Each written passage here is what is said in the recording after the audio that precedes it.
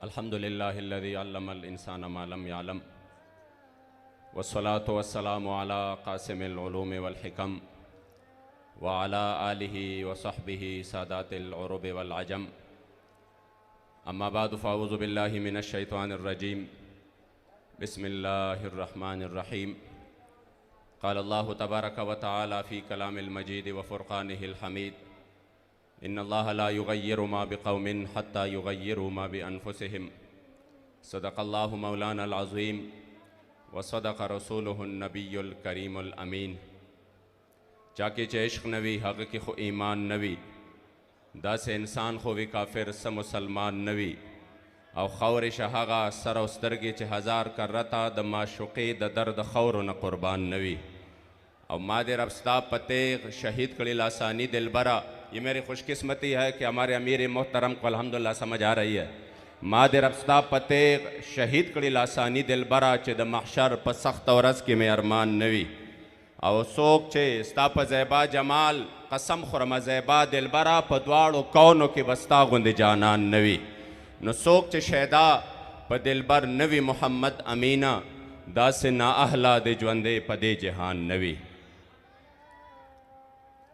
मैं अपने मौजू पर जो मुझे दिया गया है इस्लामी तर्ज़ रियासत, यकीनन इस मौजू पर मैं मुख्तलिफ़ वक्त में, क्योंकि हम सब का इंतहाई मुख्तसर वक्त में हम सब जिस हस्ती को आज सुनने के लिए बेताब है वो अल्हम्दुलिल्लाह हमारे दरमियान हमारे कायदे मोहतरम कायदे अज़ीमत मौजूद है और वक्त भी काफ़ी हो चुका है। तो आपको पता है ऐसे मौजू पर जब बंदा तकरीर करता है नीचे मजमा से लोग शायद यही तवक्को कर रहे हैं कि ये जज्बाती और वलवला अंगेज़ खिताब होगा और हम महजूज होंगे। तो हुज़ूर अमीरुल मुजाहिदीन ने वैसे भी जो महाफिल का जो जलसों का रंग है और जो हमारे रिवायत आ रही थी वही अक्सर तब्दील कर दिया है। वो वक्त और वो दौर अब गुज़र गया कि लोग या टिकटों के लिए जाते थे या लंगर और न्याज के लिए जाते थे।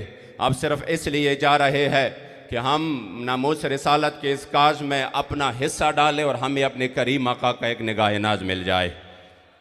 तो मैं सिर्फ इसी को मद्देनज़र रखते हुए इस बात पर मुख्तसर गुफ्तगू करूँगा कि कुफ़ार की यही साजिश थी कि मुसलमानों से जो उसका जो तर्ज़ सियासत है वो मुकम्मल तौर पर ये उनको अलहदा किया जाए, मज़हब को अलहदा किया जाए, सियासत को अलहदा किया जाए। सियासत में वो लोग लाए जाए जिनको देख कर भी कुल हु अल्लाह ना आता हो, जो 3 साल बाद भी कोशिश करे तब भी गलत पड़े और उनके कानून साज और आइन साज असम्बली में वो लोग बैठे जिनको सूरह इखलास भी ना आता हो, जिनको दीन के बारे में बिल्कुल कोई भी इल्म ना हो और जो उनके उलमा है, जो उनके इस्लामी तशख़्ख़ुस है, उनको सिर्फ यहाँ तक महदूद रखा जाए कि आपने लोगों के सामने नमाज और वज़ू के वो मसाइल बयान करने हैं, आपने सियासत के साथ कोई भी राब्ता नहीं करना, सियासत और चीज़ है और इस तरह मज़हब पे अमल करना बतौर मज़हब बतौर निज़ाम नहीं और चीज़ है। वो इस हद तक कामयाब हो गए कि उन्होंने उलमा को बिल्कुल साइड पे कर दिया, उन्होंने सुलहा को बिल्कुल साइड पे कर दिया। कोई आलिम अगर मिंबर पर मेरे मुस्तफ़ा करीम की निज़ाम की बात करता है तो लोग उससे उठ के चले जाते हैं, लोग कहते हैं ये मौलाना सियासी हो गए। अब उन्होंने सियासी बातें करना शुरू कर दिए हैं तो इसका नतीजा ये हुआ जो निज़ाम मेरे मुस्तफ़ा करीम हमें दे के गए थे और आप तशरीफ़ फरमा उस हाल में थे मदीना शरीफ में कि आप मसाइल भी बयान कर रहे थे और आप पूरे दुनिया को एक निज़ाम भी दे रहे थे और फिर खुलफ़ाए राशिदीन जो अपने मिंबरों पर भी बैठे थे और जो अपने फैसले भी करते थे और पूरी दुनिया को एक निज़ाम भी दिया। जब उनके बाद हमने उस निज़ाम को सिर्फ ये कहकर कि हम गैर सियासी है, हमें सियासत से कोई लेना देना ही नहीं है, तो ये जब हम इस अजीम फरीज़े को छोड़ेंगे तो आपको पता है तंजीमें भी बहुत है, तहरीकें भी बहुत है, बहुत सारे लोग इनफरादी कोशिश भी कर रहे हैं, इज्तिमाई भी कर रहे हैं, मगर फिर भी हर तरफ जुल्म तशद्दुद का बाजार गर्म है।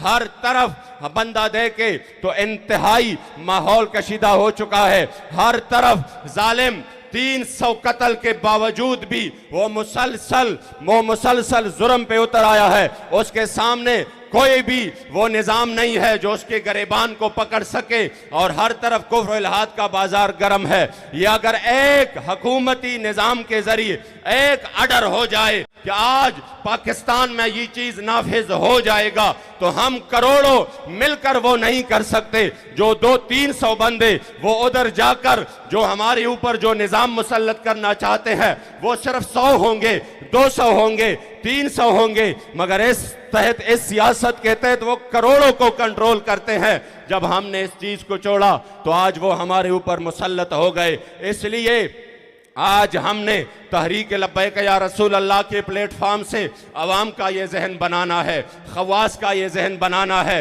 बिलखुसूस उलमा का ये जहन बनाना है, मशाइख का ये जहन बनाना है कि अगर हम ये मैदान इस तरह छोड़ देंगे तो जिस तरह अल्लामा इकबाल ने फरमाया था कि जलाल बादशाही हो या जमहूरी तमाशा हो, जुदा हो दी सियासत से तो रह जाती है चंगेजी। ये जो आज आप देख रहे हैं कि जिन्होंने मुल्क लूटा, जिन्होंने मुल्क के खजाने लूटे, जिन्होंने गरीब के अवाम का वो खून चूसा, और जिन्होंने इस मुल्क और कौम पर वो कहर बनकर टूट पड़े कि बंदा हैरान है कि मैं एक टाइम के रोजी कहां से लाऊं। वजह क्या है? वजह यह है कि सियासत हमने उनके सुपर्द की जो जालिम थे, जो दीन से बेखबर थे, जो अंग्रेज के वफादार थे, जो उनके गुलाम थे, और यहाँ पर हमने मिंबरों पे बैठकर और अपने आस्थानों पे बैठकर ये तसल्ली कर ली कि नहीं, हम सियासी नहीं है, हमारा सियासत से कोई लेना देना नहीं है। मैंने कहा अगर ये आपके अल्फाज है कि हमारा सियासत से कोई लेना देना नहीं है, तो दूसरे अल्फाज में आपने ऐलान करना है कि फिर हमारे मिंबर मुस्तफा से भी कोई लेना देना नहीं है। दूसरे अल्फाज में फिर आपने ऐलान करना है कि हम हुजूर के वारिस भी नहीं है, क्योंकि मेरे महबूब फरमाते कि कानत बनो इसराइल में तसूसहुमुल अंबिया, उनके अंबिया सियासत करते थे, और इस उम्मत को मेरे मुस्तफा करीम ने वो सियासत का अजीम फरीजा दिया है। अगर आप कहते हैं हमारा लेना देना नहीं है, तो फिर दूसरे अल्फाज में आप दीन की नुमाइंदगी नहीं कर सकते। आए मैं आप मेरे मुस्तफा करीम के गुलामी में आगे बढ़कर काम नहीं कर सकते।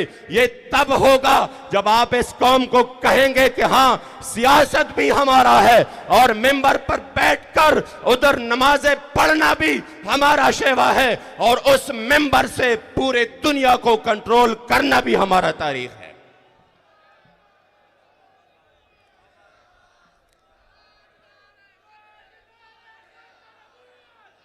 मैं अपने दादा हुजूर के नशार का कुछ तर्जमा भी करूँ। अक्सर मुझे गुलाम गौस बगदादी साहब कहते हैं जब भी आप पश्तो शेर पढ़ते हैं साथ में कुछ तर्जुमा भी क्या करे। मेरे दादा हुजूर ने फरमाया कि सियासत जुदा कवी ल शरीयत जिने, जी सियासत जुदा कवी ल शरीयत जिने, जो सियासत को शरीयत से जुदा करते हैं, बेजार लहस बेवकूफ़ ज़ालिम शैतान ख्वाहिमा, कह रहा मैं ऐसे बेवकूफ़ ज़ालिम और शैतान से बेजार हूँ। कि सियासत जुदा कवी ल शरीयत जिने, बेजार लहसे बेवकूफ़ ज़ालिम शैतान ख्वाहिमा, और द सियासत बाजी बौड़म द शरीयत पचोगान, द सियासत बाजी बौड़म द शरीयत पचोगान, कमे हजार जल सर जिपदे मैदान ख्वाहिमा, द सियासत बाजी बौड़म द शरीयत पचोगान, कमे हजार जल सर जिपदे मैदान ख्वाहिमा। और ये शेर आप सुनकर आपको लुत्फ आ जाएगा। फरमाते चित्र खुशबूजी द खलोद मोहम्मद अरबी, जिनसे मेरे मुस्तफ़ा करीम के पसीने मुअत्तर की खुशबू ये महक रही हो, ऐसी जवान के पीछे चित्र खुशबूजी द खलोद मोहम्मद अरबी, सर पर तली के ऐसे जवान पर से रवान ख्वाहिमा, मैं अपना सर हथेली पे रखकर ऐसे जवान के पीछे चला जाऊंगा जो हुजूर का नवारिस हो।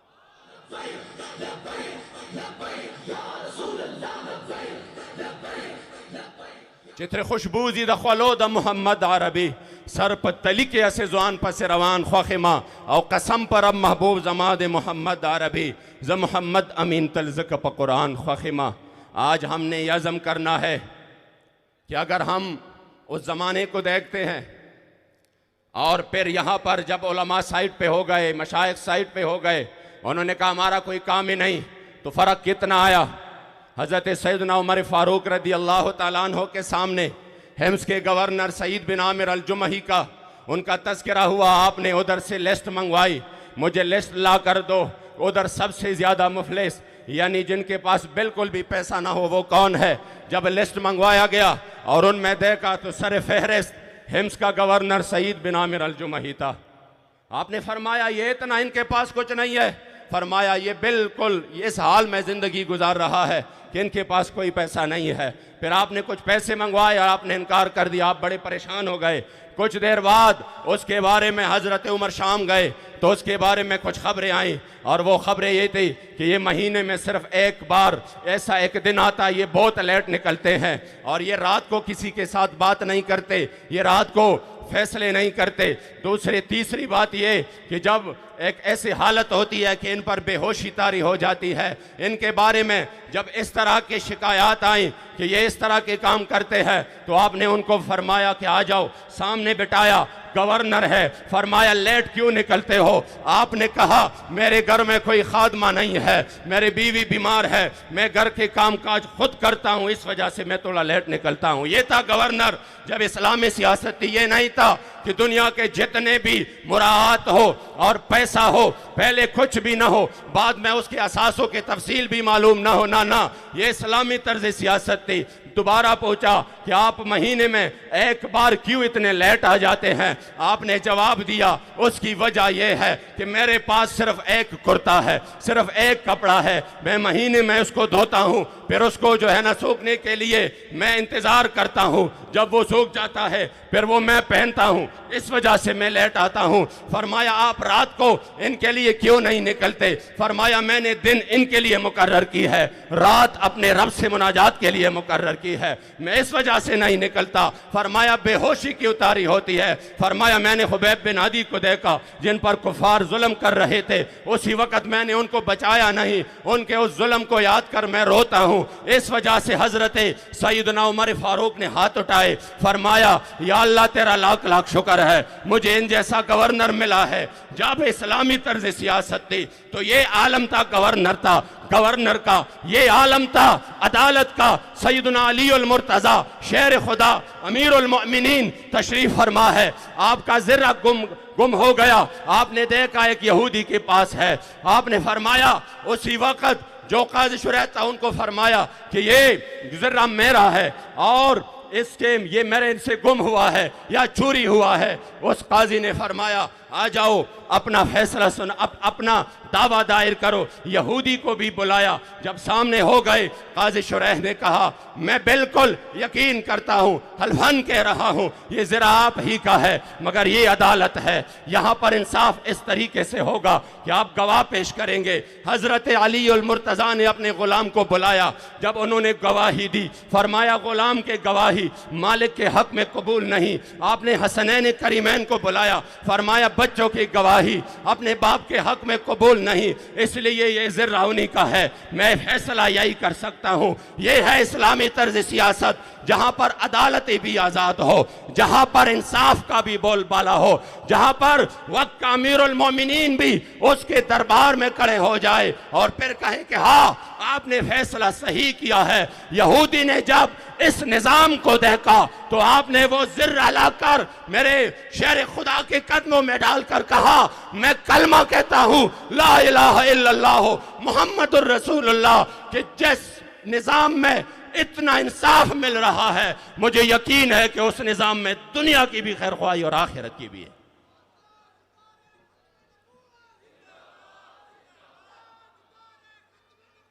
इसलिए ये हम हुज़ूर अमीरुल मुजाहिदीन का एहसान कभी नहीं भूलेंगे कि आपने इस कौम को वो सोच दिया कि आपने कहा कि अगर बतौर मज़हब सिर्फ़ आपने ये करना है, नमाज रोज़ा ज़कात हज जितने भी मामूलात है, अगर ये इस्लाम है तो फिर सैयदना इमाम हुसैन करबलाए मौला के मैदान में क्यों गए, फिर अपनी पूरी ख़ानदान की कुर्बानी क्यों दी। इसलिए आपने इस कौम को ये जहन दिया। आज हम इंशाअल्लाह उनके लख्ती जिगर हमारे कायद मोहतरम उनके नूरी नज़र के सामने ये आखिरी अहद करते हैं कि इंशाअल्लाह, और ये अहद वफ़ा की तजदीद करते हैं कि इंशाअल्लाह हुज़ूर अमीरुल मुजाहिदीन ने जो मिशन हमें छोड़ा इंशाअल्लाह आपकी क़ियादत में और आपके हाथ पर इंशाअल्लाह ताला उसकी तकमील के लिए हम वक्त हाजिर है। हमारी जान चली जाए तो चले जाए, उसकी कोई हैसियत नहीं है इस मिशन के सामने। मिशन पर समझौता इंशाअल्लाह कभी नहीं होगा। हम सब ने आज़म करना है कि इंशाअल्लाह हम हुजूर के दीन के लिए, फिर हमारी खुशकिस्मती है कि कायद भी हमें वो मिला है। मैं सिर्फ आखिरी बात करूँगा कि आपने मुझे एक ख़बर दी और वो ये थी, मुझे कहा कि अगर हमारे पड़ोस मुल्क में जिन पर जुल्म और तशद्दुद के पहाड़ तोड़े गए, 20 साल जिन्होंने ग्वांतानामो बे जेल में जानवरों की तरह गुजारे, उनको इस तरीके से रखा गया जैसे जानवरों को रखा जाता है। दुनिया की कोई जुल्म की कोई हद होती है, वो सब पहाड़ उन पर टूटे, मगर इस्लाम की ताकत से फिर भी वो मैदान में है, और इस तरीके से मैदान में है कि पूरे आलम कुफ्र शिकस्त खा चुका है। जो जुमला मैं आपको बताना चाहता हूँ वो ये है, लोग कहते हैं ना ये अपनी रिहाई के लिए उन्होंने ये किया, उन्होंने वो किया। खुदा की कसम मैं इसका गवाह हूँ, मैं इसका गवाह हूँ कि आपने एक जो आयत करीमा फरमाया था, ला तहज़न इन्नल्लाह माना, कि कोई परेशानी नहीं है, रब्बुल आलमीन हमारे साथ है, ताकतें तुम्हारी हैं पर खुदा हमारा है, और अक्स पर न इतराओ आईना हमारा है। और दूसरा जो लफ्ज़ था वो ये था कि कम अज़ कम अमीनी साहब हम 20 साल तो सब्र कर ले, हम 20 साल तो ये सख्तियाँ और तकालीफ तो बर्दाश्त कर ले, उसके बाद फिर कोई गिला शिकवा तो बने। आप वो राहे अजीमत के मुसाफिर है और वो कायद है अजीमत के। आपके अल्हम्दुलिल्लाह मिसाल ये है, पूरे जेल भी गवाही देगा, हुजूर के ग़ुलाम भी गवाही देंगे, और खुदा की कसम मुखालिफीन भी गवाही देंगे। मुवाफिकीन तो वैसी भी गवाही दे रहे हैं कि इंशाअल्लाह हुजूर अमीरुल मुजाहिदीन ने जो हमें कायदे दिया है, लोग कहते हैं ये बिक जाएंगे, ये करेंगे, वो करेंगे। मैंने कहा जब इनके सामने सब कुछ रख दिया गया, ये सब कुछ ले लो जिसमें सब कुछ था दुनियावी लिहाज से, तब भी आपने फरमाया कि ना ना, जाकर अपने बड़े से कहना कि 1450 साल बाद भी पाकिस्तान में हुजूर के वो गुलाम रहते हैं जो पूरी दुनिया की ताकतें मिलकर न उनको झुका सकते हैं, न उनको खरीद सकते हैं, और ना ही उनको डरा सकते हैं।